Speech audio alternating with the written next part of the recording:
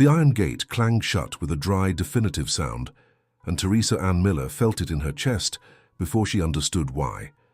She paused for a second on the white cobblestone driveway, her wheeled suitcase rattling beside her, and looked at the mansion in front of her like someone looking at something whose name they didn't yet know. The August afternoon weighed heavily on the magnolia trees in the garden, and the birds suddenly fell silent, as if they too were waiting.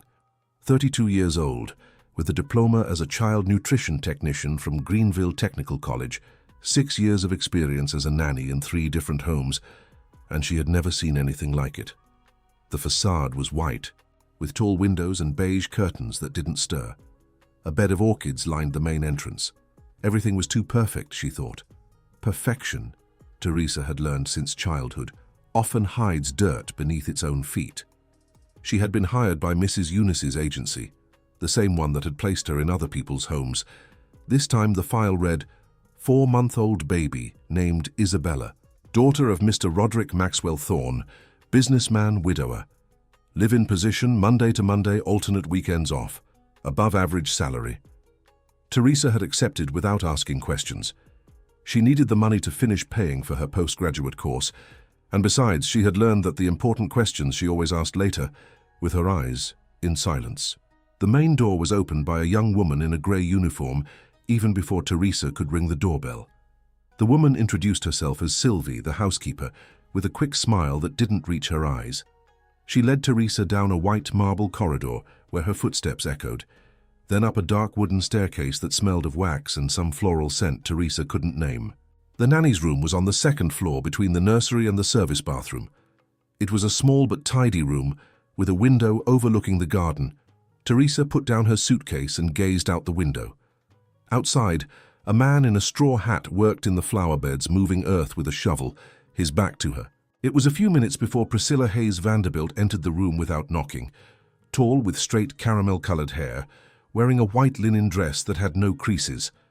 Her eyes swept over Teresa from head to toe before a single word was spoken. Priscilla was Mr. Roderick's fiancée, Priscilla herself explained, like someone clarifying a rule before the game began. She was the one who coordinated the house, the staff, and the baby's routine during the week. Mr. Roderick worked a lot and came home late. Teresa's job was to care for Isabella with excellence, follow the guidelines in the blue routine notebook in the nursery, and not interfere with any other household matters. She said this without pauses, like someone who had read the text beforehand. Teresa nodded in agreement and kept her thoughts to herself. The nursery was next door. When Teresa entered for the first time, Isabella was sleeping in the white crib, her little arms outstretched to the sides, her mouth slightly ajar. Teresa approached slowly and watched.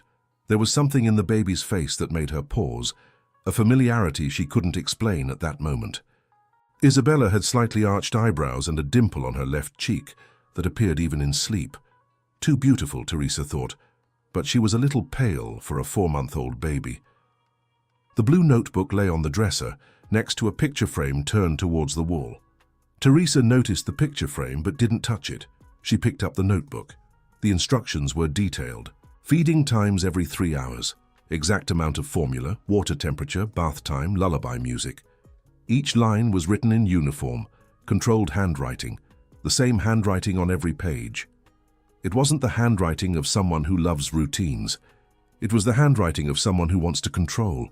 The bottles were already prepared, stored in an insulated bag inside the nursery refrigerator. Priscilla's explicit instruction: do not alter the formula. Do not add anything.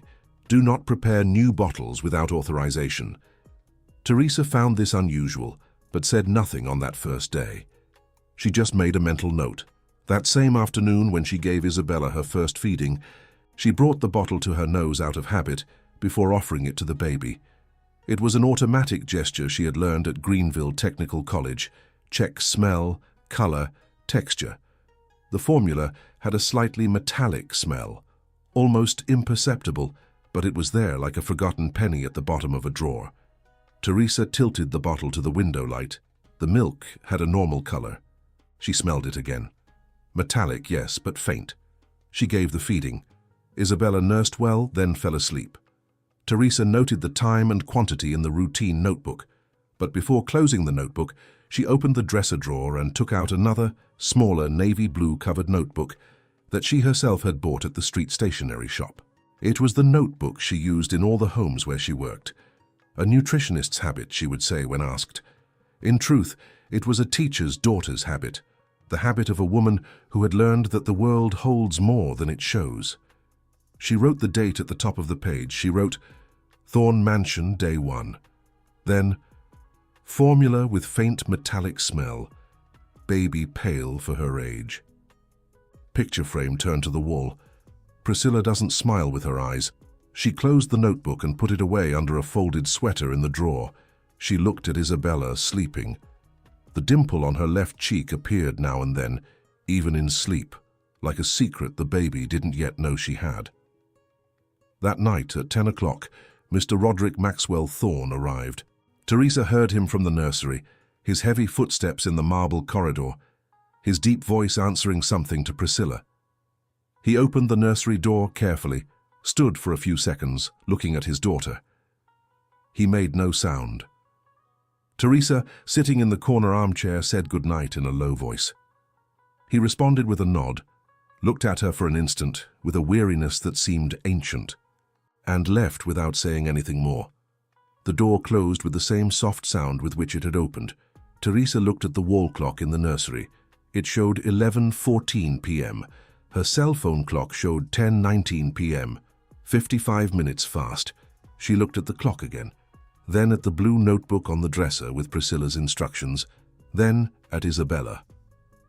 The dimple on her left cheek pulsed slowly, like a sign that didn't yet have a name. Teresa went to the drawer, opened it, and took out the navy blue notebook. She wrote, Nursery clock 55 minutes fast. Why? She closed the notebook. She turned off the bedside lamp and stood in the darkness, listening to Isabella breathe, sensing that this house held secrets she had barely begun to touch. On the morning of the third day, Isabella woke up with pinkish spots on her neck. They weren't large nor red, nor did they seem to hurt when Teresa lightly touched them with her fingertips.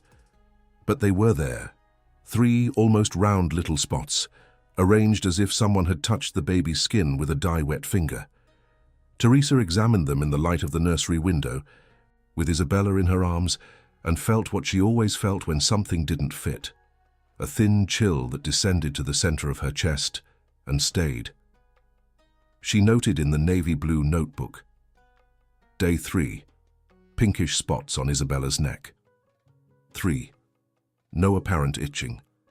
Appeared after the 6 a.m. feeding. Then she went to call Priscilla. Priscilla examined the spots with a calm that Teresa found too rehearsed. She said it was probably heat, that the nursery was stuffy, that Teresa needed to leave the window ajar at night. She said this with the patience of someone explaining an obvious thing to a slow learner. Teresa listened without responding. Then she asked carefully if they should call the pediatrician. Priscilla said yes, that she herself would call. The consultation happened by phone. Teresa stayed outside the room while Priscilla spoke. She only heard fragments. Tiny little spots. No fever. The nanny is exaggerating. When Priscilla left the room, she said that Dr. Henry had ruled out any serious problem. It was a skin allergy, perhaps to the laundry detergent, perhaps to the heat. He would send a cream prescription by message. If the fever went up, then yes, they would call him in person. Teresa looked at Priscilla and said thank you, but she noted in her notebook, pediatrician consulted by phone, no in-person examination, remote diagnosis allergy. Priscilla said I am exaggerating. Over the next 2 days, the spots disappeared and returned. They vanished after the daytime feedings, reappeared after the nighttime feedings. Teresa began to follow the pattern closely. Every night, after the 10 p.m. feeding, the spots reappeared with a slightly greater intensity.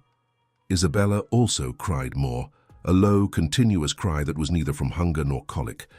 It was a cry of discomfort. Teresa held her in her arms, walking around the nursery, singing softly, and looked at the bottles lined up in the insulated bag with a sensation she couldn't yet name, but which was growing like water, slowly rising in a bowl.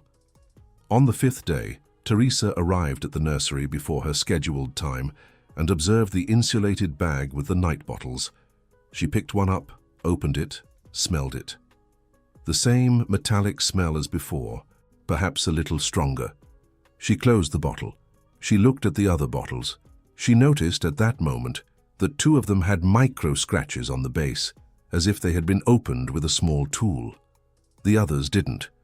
She held one of the scratched bottles up to the light and examined the cap. The cap was from a different batch. The numbering's font was slightly different from the other caps. She wouldn't have noticed if it weren't for her old habit of paying attention to things that don't demand attention. Teresa put the bottle back. Carefully, she went to the service kitchen, prepared a new bottle with formula from the sealed package in the cupboard, of the same brand indicated in the routine notebook. She returned to the nursery and put the new bottle in the place of one of the scratched bottles, which she placed inside the side pocket of her backpack, wrapped in a clean kitchen towel. When Priscilla entered the nursery at 6 p.m. for her daily visit, her eyes went straight to the insulated bag. She opened it, counted the bottles, and an imperceptible expression crossed her face before it returned to its usual neutral state. She turned to Teresa. "The bottles have been tampered with," Priscilla said. It wasn't a question. "I organized them," Teresa replied, returning the same calm tone. One of the caps was loose. Priscilla looked at her for 3 full seconds without blinking. Then she said that from then on, the bottles were not to be touched beyond what was necessary for feeding, that the routine existed for a reason, that Teresa's previous experience in other homes did not necessarily apply here. She said all this in a low, even voice, like someone describing the weather outside. Teresa said she understood and waited for Priscilla to leave. That night, she gave Isabella the bottle she had prepared. The baby nursed calmly, burped, and fell asleep without the cry of discomfort. Teresa stayed awake until midnight, checking Isabella's neck every 20 minutes with her phone's flashlight on minimum brightness. The spots did not appear. She opened the navy blue notebook and wrote for a long time. She wrote about the different caps, about the scratches, about the metallic smell that was stronger in certain bottles than in others. She wrote about the pattern of the spots. She wrote about Priscilla's gaze when she discovered the bottle had been swapped. When she finished writing, she looked at the page for a moment. Then she wrote one last sentence. "Isabella slept well tonight. First time since I arrived." Teresa had a friend, Kyle Drummond, whom she had met at Greenville Technical College, and who had gone on to work as a technician at a private clinical analysis laboratory in Greenville, South Carolina. They exchanged messages now and then, usually about pleasantries. That night at 11:40 p.m., Teresa opened the messaging app and kept her fingers over the screen for a while before starting to type. She didn't yet know what she was going to ask for. She only knew that she had a baby bottle wrapped in a kitchen towel inside her backpack, that a 4-month-old baby had slept well for the first time after she swapped that bottle, and that there was a smell of metal in a house that smelled of flowers and floor wax. She sent the message. "Kyle, I need an unusual favor. Are you still at the lab? I need you to analyze a sample for me discreetly. I won't be able to explain everything now, but it's about a child and I think it's urgent." She held her phone, looking at the screen. From the nursery came the sound of Isabella's breathing, calm and regular as it had never been before.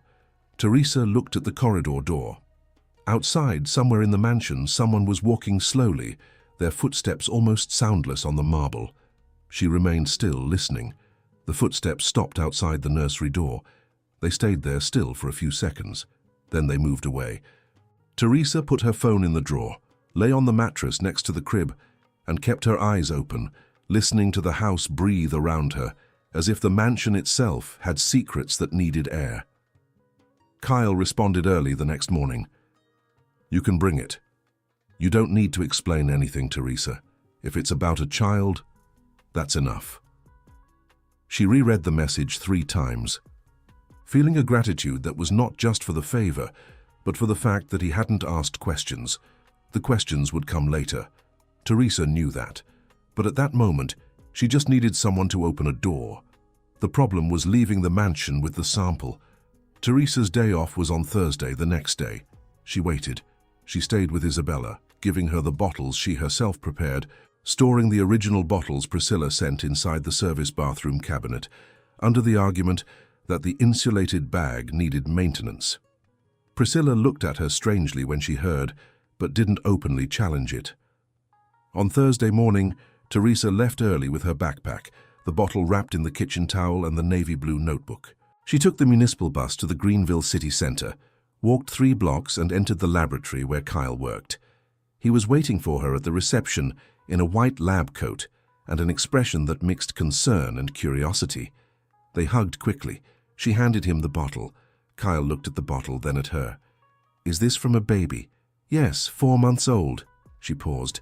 "Kyle, I don't want to know what it is. I want to know if there's anything in it that shouldn't be there." He nodded. He said he would run a basic screening and would have a preliminary answer in 48 hours.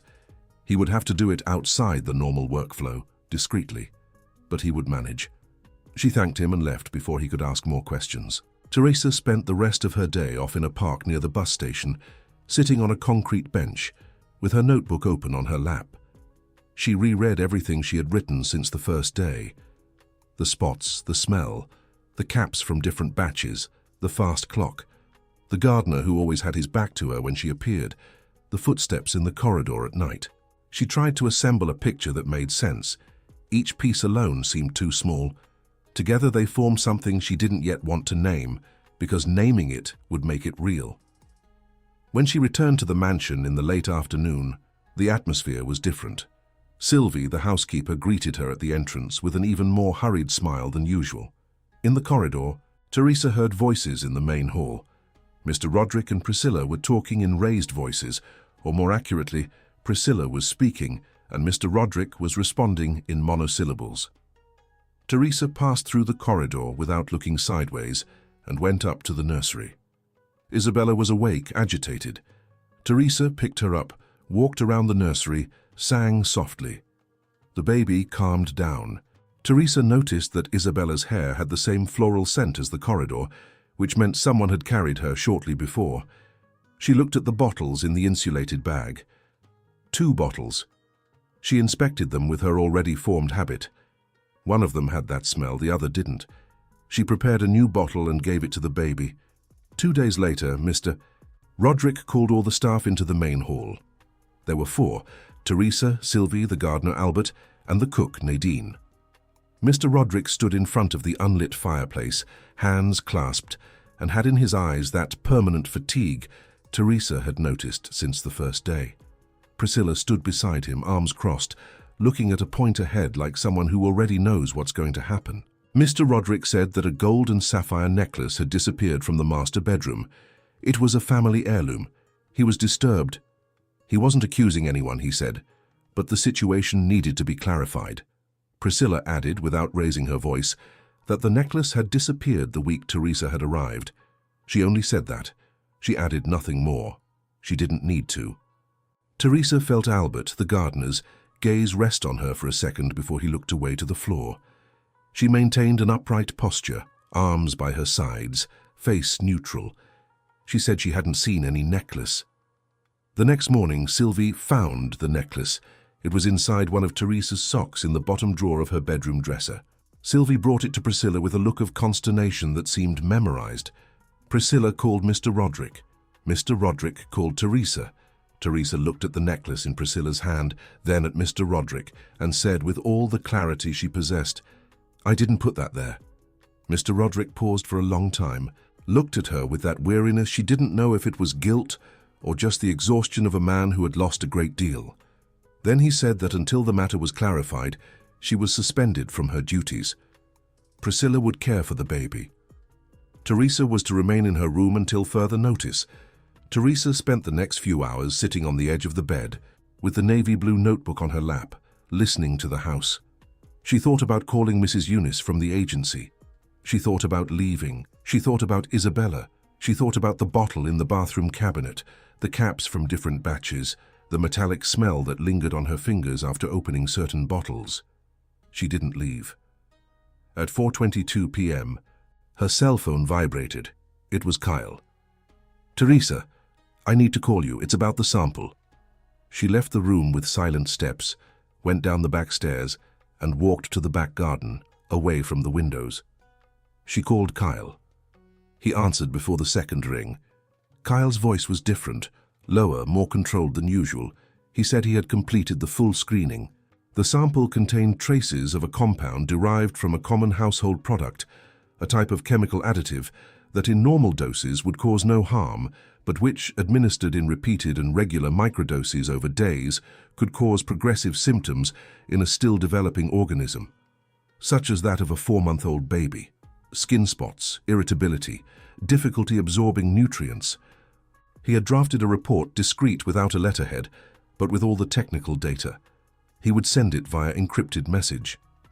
Teresa kept her phone glued to her ear for a moment after Kyle finished speaking, hearing only the wind among the magnolia trees in the garden.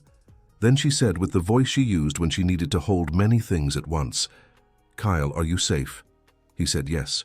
He said he had saved copies of the report in 2 places. He said the bottle had an important particularity. The cap and the bottle were from different manufacturing batches, which indicated that the bottle had been opened, tampered with, and resealed with a cap from another batch. Teresa thanked him. She stayed in the back garden for a few more minutes, looking at the orchids in the flower beds. Albert, the gardener, was on the other side of the garden, in his straw hat moving earth with his usual shovel. But this time, when she looked up, he wasn't facing away. He was looking directly at her. For a second, their eyes met. Albert averted his gaze and plunged the shovel into the earth with more force than necessary. Teresa returned inside the mansion with firm steps and her heart beating to the precise rhythm of someone who has just understood that the situation is more serious than she thought and that the time she still had to act was less than she wished. Teresa spent the night in her room without sleeping. With Kyle's report saved in 3 different places, she sat on the edge of the bed until 2 in the morning, assembling and disassembling what she knew, as if it were one of the riddles her mother used to pose when they were children. The problem wasn't what she had. The problem was what she still needed, and the time she no longer had. The next morning, Mr. Roderick left early. Teresa heard him in the corridor at 7:15, quick footsteps, car door slamming outside. Priscilla went down to the kitchen at 8. Sylvie began mopping the second-floor corridor. Albert arrived through the side gate at 8:30, as he did every day. Teresa waited. At 9 in the morning, with Priscilla in the kitchen and Sylvie in the laundry room, she left her room with measured steps and went to the nursery. The door was just ajar. She entered. Isabella was sleeping. Teresa slowly crossed the room, went to the dresser and looked at the picture frame that had been turned to the wall since the first day. She picked it up in her hands and turned it over. It was a wedding photo. Mr. Roderick, younger, with a smile she had never seen on him. Beside him, a woman in a simple white dress, dark hair pinned high on her head, a bouquet of gerberas in her hand. The woman smiled at the camera with her eyes slightly narrowed, like someone who truly smiles and doesn't know they're being photographed. Teresa looked at the photo for a long time. There was something about that woman that disturbed her in a way she couldn't immediately organize. The slightly arched eyebrows, the dimple on the left cheek, identical to Isabella's, and the necklace, a thin gold chain with a half-moon-shaped pendant, broken in half, as if it were one half of a set.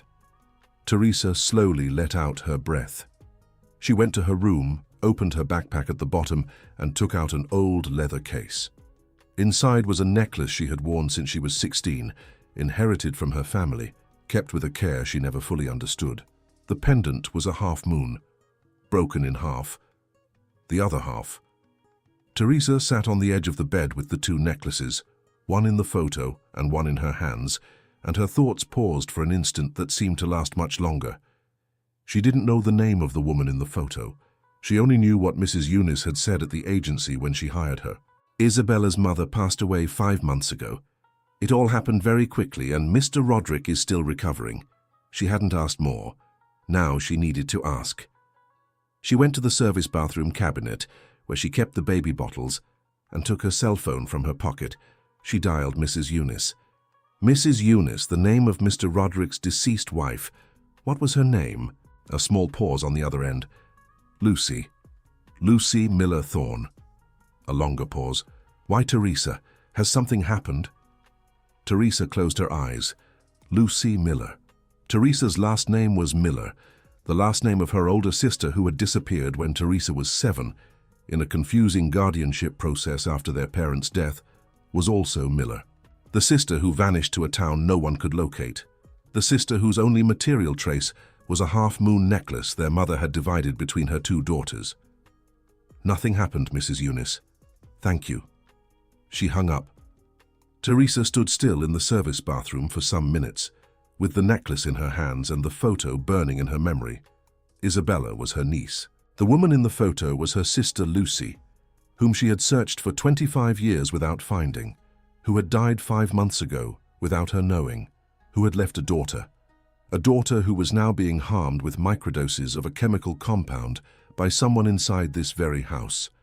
She took a deep breath once, twice, 3 times. Then she went to the nursery, picked up Isabella carefully so as not to wake her, and stood in the center of the room, holding the baby against her chest, feeling her tiny breaths against her neck, the dimple on the left cheek, the arched eyebrows, all just like the photo.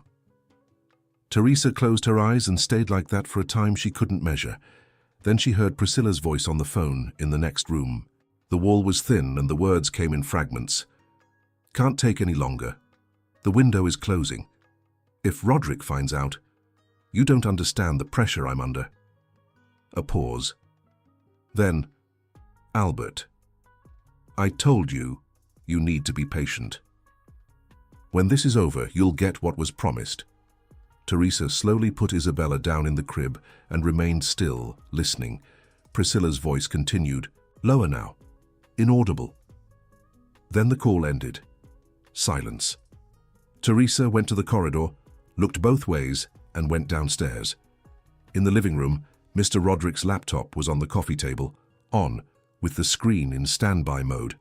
She opened it and saw that it was connected to the mansion's security camera system, which Mr. Roderick monitored remotely when he traveled. The interface was simple, easy to navigate. Teresa looked for files from the last 10 days.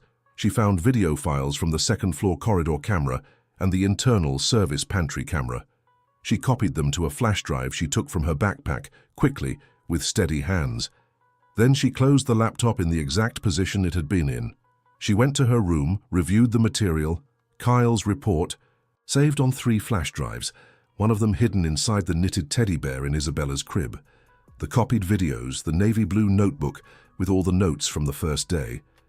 She wrote an email from an anonymous address she had created at that moment and sent it to Mr. Roderick with the title, "The truth is in the milk. In the body only." Check the service pantry videos from the last 5 days and analyze the nursery bottles. She sent the email and kept looking at the screen. There was no reply. Naturally, there wasn't. Mr. Roderick was in his office. She didn't know when he would return. She didn't know if he would open the email or discard it as spam. She didn't know if "in time" was still the right phrase. What she knew was that Isabella was in the crib next door sleeping, and that the dimple on her left cheek was Lucy's, which was her mother's, which was from a family that had been scattered by the wind before Teresa knew enough to hold on to it. She wasn't going to let another person from that family slip through her fingers.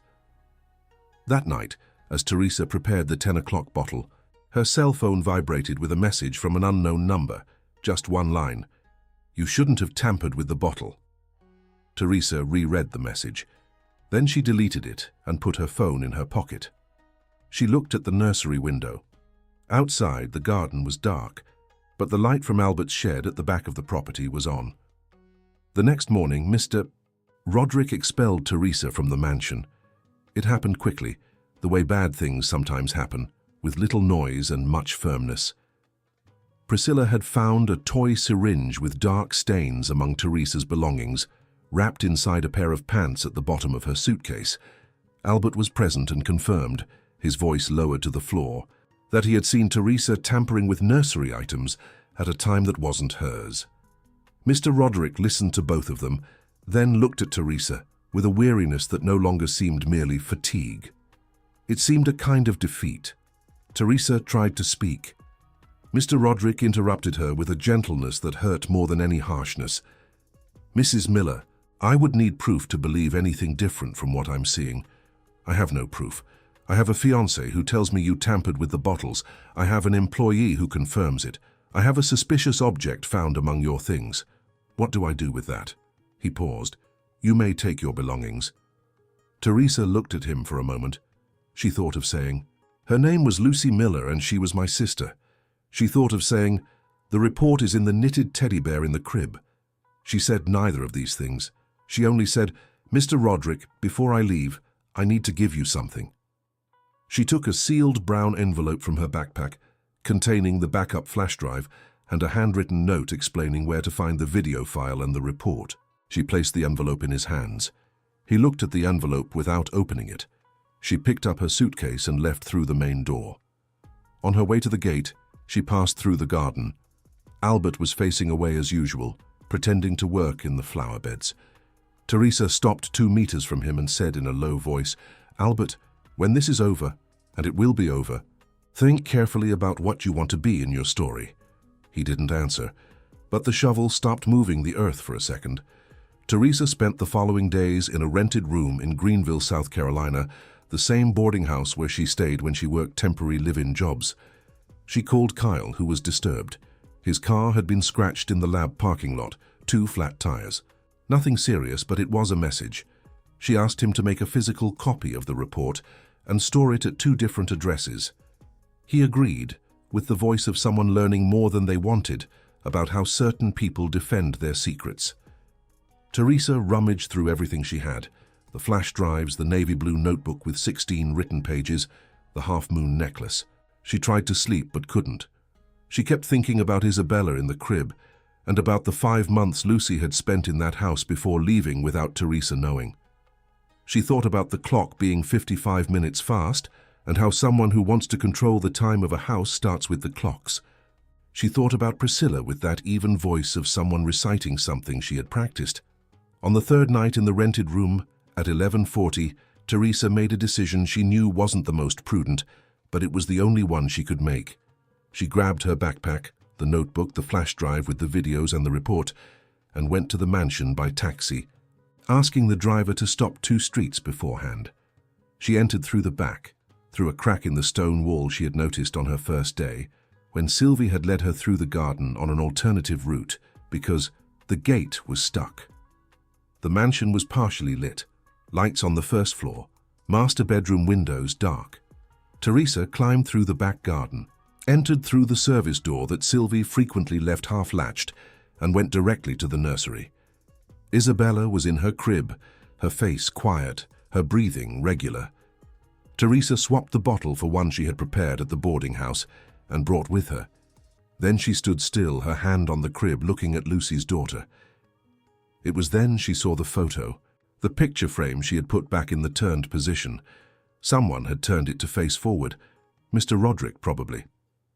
Lucy's photo looked at her in the dim light of the nursery, with the dimple on her left cheek and the arched eyebrows and the half-moon necklace. Teresa took her own necklace from her pocket and brought it close to the photo. The halves completed each other perfectly, as they always had in her imagination, on the rare nights she allowed herself to imagine. Then she heard Priscilla's voice.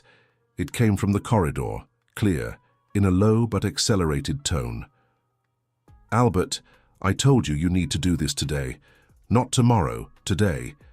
Roderick opened that envelope and I don't know what's inside. We need to act before he understands what he's seeing." A pause. "Where are you?" Another shorter pause. "Then come up." Teresa stood still for 3 seconds. Then she opened the service bathroom cabinet that led to the nursery, where she had stored the bottles. Behind the bottles, at the very back, was a ceramic vase she had carelessly placed there in the first week. She pulled it out, and tucked behind the vase, inside a small cloth bag she had never noticed, was a small unlabeled bottle with an amber liquid. She took it and put it inside her jacket pocket. Footsteps on the stairs. Teresa left the bathroom and stood in the center of the nursery. The corridor door opened and Priscilla entered. She stopped when she saw Teresa.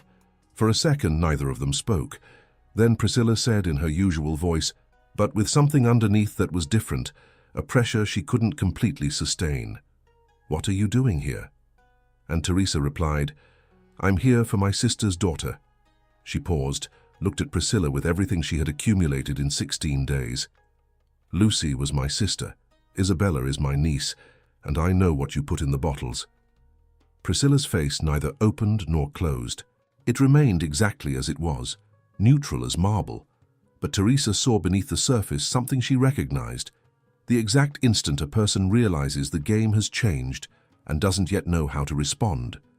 It was at that moment that Mr. Roderick appeared at the nursery door with the opened brown envelope in his hand and eyes that were no longer those of a tired man. They were the eyes of someone who had just understood something they should have understood earlier, and who was carrying that weight in a way they hadn't yet decided where to put it. Teresa took the flash drive from her pocket and said, "The video is here. It shows Priscilla and Albert tampering with the bottles in the service pantry. The lab report is in the envelope. The bottle with the compound is in my pocket." She looked at Mr. Roderick.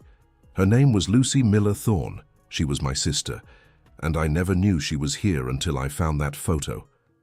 Mr. Roderick looked at her, then at Priscilla, then at Isabella in the crib, then back at Teresa with a gaze that traveled a long path between these 3 points before reaching somewhere. And from the corridor, Albert's hurried footsteps ascended, followed by a voice Teresa didn't expect to hear so clearly at that moment. "Mr. Roderick, I need to speak with you.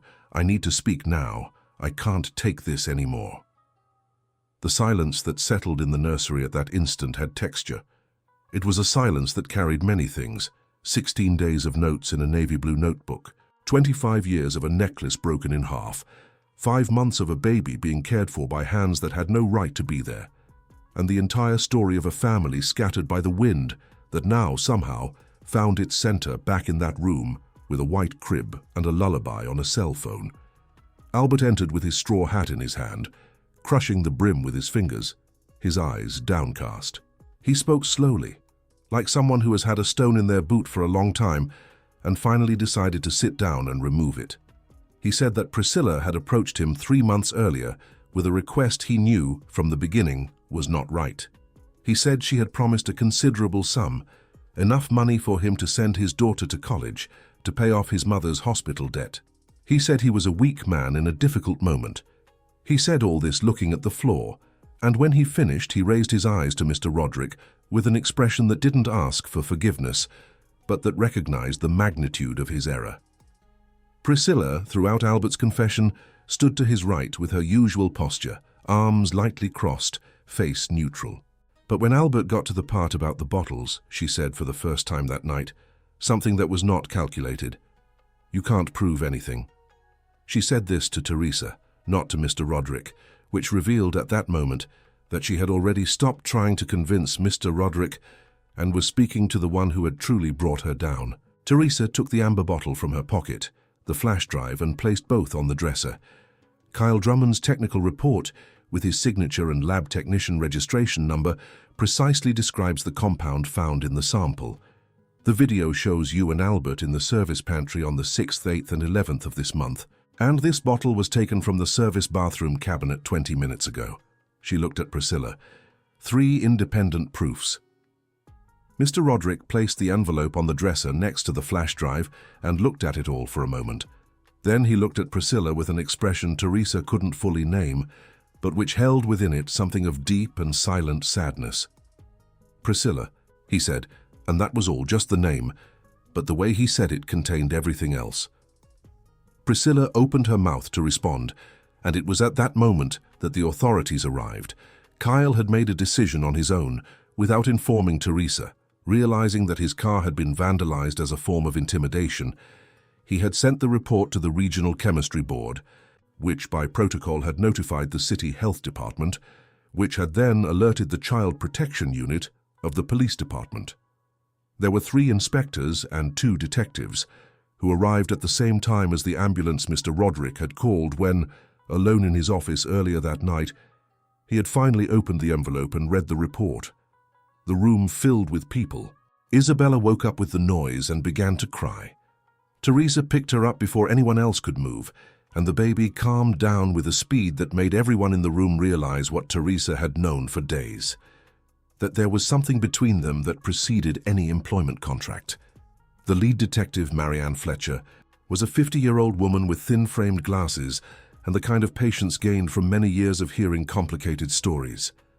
She took statements one by one, starting with Albert, who repeated everything he had said in the nursery, this time with more details, including the dates and amounts promised by Priscilla. Then she took Teresa's statement, who presented the navy blue notebook as complimentary evidence. The detective read a few pages right there, standing with a concentration Teresa found respectful. The city health department inspectors examined the remaining bottles from the insulated bag. They confirmed with a technical eye the inconsistency of batches between caps and bottles in 2 of them. They sealed everything for forensic analysis. The detective went to the safe in the master bedroom, which Mr. Roderick opened with hands that weren't entirely steady. Inside, besides financial documents, there was a folder with papers Mr. Roderick hadn't seen before. The detective examined them carefully. They were altered civil registration documents, in which Isabella's mother's name had been replaced by Priscilla Hayes Vanderbilt's, done by a registry office in rural Alabama with a signature that experts would later confirm as falsified. Detective Marianne looked at Priscilla and said, with the same calm with which she had done everything that night, "Miss Vanderbilt, you'll need to come with us." Priscilla left the mansion with her usual posture, shoulders straight, face composed. But as she passed through the main door, she looked back once at Mr. Roderick with a gaze Teresa saw from afar and which had nothing calculated about it anymore. It was just a look, and then she was gone. Albert left next, head bowed, straw hat still crumpled in his hand. Before passing through the gate, he stopped, turned to Teresa and said, "I've been taking care of the orchids for 3 years. I never knew who planted them." A pause. It was her, wasn't it? Mrs. Lucy. Teresa said yes. He nodded and left. Mr. Roderick stood in the center of the entrance hall for a long moment after everyone had left. Sylvie had retreated to the back of the house, discreetly, as always. The mansion was quieter than Teresa had ever heard it. Mr. Roderick looked at her, who still held Isabella in her arms, and said, "Did you know who my wife was before you came here?" Teresa replied, "No, I discovered it within the house, just like everything true that happens in this life." He kept looking at her, then at Isabella, then back at her. In that gaze was a mixture of things that would take time to resolve: gratitude, shame, the weight of having believed in someone who didn't deserve it, the surprise of finding family where he least expected it. He said, "I don't know what to say." Teresa replied, "Then don't say anything yet, there's time." Isabella, in Teresa's arms, opened her eyes and looked at her father with that serious expression babies have when they are processing the world. Mr. Roderick came close, extended his finger, and Isabella grasped it with her whole hand with the surprising strength of a 4-month-old. The following months were long and full, the way months are when a life is being rebuilt. The legal process moved with the speed that documented cases allow. Priscilla was indicted for civil document tampering and for endangering the health of a minor with a technical report and consistent testimonies. The registry office in rural Alabama was investigated. Albert, who had cooperated fully, received a conditional sentence and was referred to a reintegration program. Kyle Drummond received formal recognition from the Regional Chemistry Board for his actions. Mr. Roderick sold the cobblestone mansion with its orchid wall. He said the house held memories he could no longer separate from the wrong things. He bought a townhouse in Greenville, South Carolina, near Greenville Technical College, with a reasonably sized garden where Isabella could grow with space. The deed had 2 names as guardians for the minor, Roderick Maxwell Thorne and Teresa Ann Miller. Teresa and Kyle began working part-time for a foundation created by Mr. Roderick in memory of Lucy, the Safe Milk Foundation, dedicated to nutritional monitoring of vulnerable infants and to training caregivers in regions with limited access to in-person pediatricians. It was work that needed someone with the patience to record what others failed to notice, someone with a navy blue notebook habit. On Isabella's first birthday, Teresa went to the closet in the new townhouse, opened the bottom drawer, and took out the navy blue notebook. It had 16 written pages and many blank ones. She went to the last written page, ran her finger over the last sentence she had noted that last night in the mansion, and then opened a new page. She wrote the date. She wrote, "Isabella said her first word today. It was O." She was looking out the window at the garden. A pause. "I think she was calling the flowers. Teresa closed the notebook. She placed it on the table. From the garden came Isabella's voice in her father's arms, and the small, joyful sound babies make when they discover the world has texture.